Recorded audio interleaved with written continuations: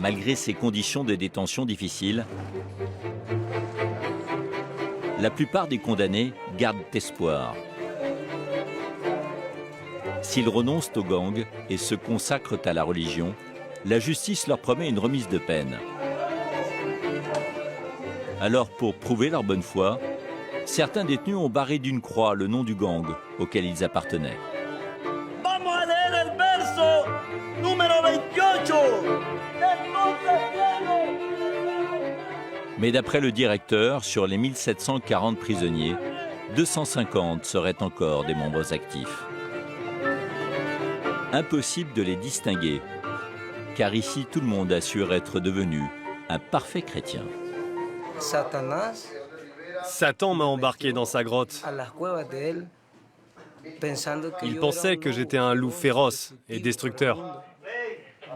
Mais mon cœur était celui d'un chrétien, celui d'une brebis égarée. Stanley, 28 ans, a été condamné à 97 ans de prison pour plusieurs meurtres. Il a rejoint le Barrio 18 après l'agression de sa mère par un membre de la MS-13.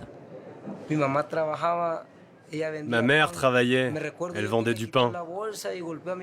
Le mec a pris son sac et a commencé à la frapper. Il lui a volé le pain et l'a laissé sans rien. J'ai gardé en tête les 2 lettres qu'il portait sur son visage. C'était gravé dans ma mémoire. C'est ça qui m'a convaincu de rejoindre le gang rival. À San Francisco Gotera, chose totalement impossible à l'extérieur, les frères ennemis doivent vivre ensemble. Regarde celui-là, il a faim. Rapproche-le.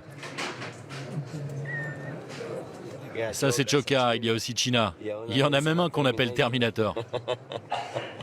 Oscar, également condamné pour homicide, est là depuis 20 ans. Il est entré dans la MS-13 à l'âge de 14 ans. Tous ses voisins de cellule sont du Barrio 18.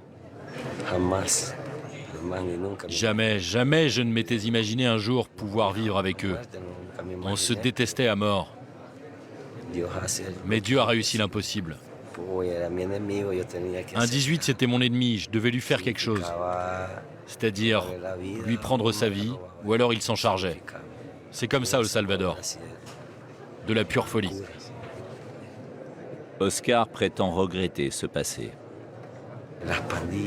Le gang, c'est une vie d'angoisse, de douleur, de pleurs. On souffre beaucoup. Je recommande ça à personne.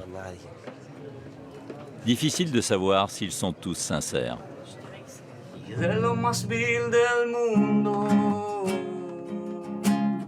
Jared, 24 ans, prétend lui aussi avoir abandonné son gang. Avec toute la douleur que j'ai en moi, je le dis vraiment. Je me suis trompé. J'ai fait des mauvaises choses. J'aimerais pouvoir embrasser ma mère. Et je sais qu'elle voudrait me faire des câlins. Jared n'a pas connu son père. Il a intégré le gang à l'âge de 17 ans quand sa mère a émigré aux États-Unis pour tenter de gagner sa vie. Le jeune homme est emprisonné pour vol aggravé et séquestration. Sa femme, complice, a accouché de leur enfant en prison. Quand je vois la photo de mon fils, je pleure. Je me dis qu'il faut que j'aille de l'avant, que je dois me battre, que je dois lui donner le bon exemple. Parce que moi-même, je n'ai pas eu de père à mes côtés pour me dire « Mon fils, fais ci, fais ça ». J'ai souvent rêvé qu'il me dise des choses, mais ça n'est jamais arrivé.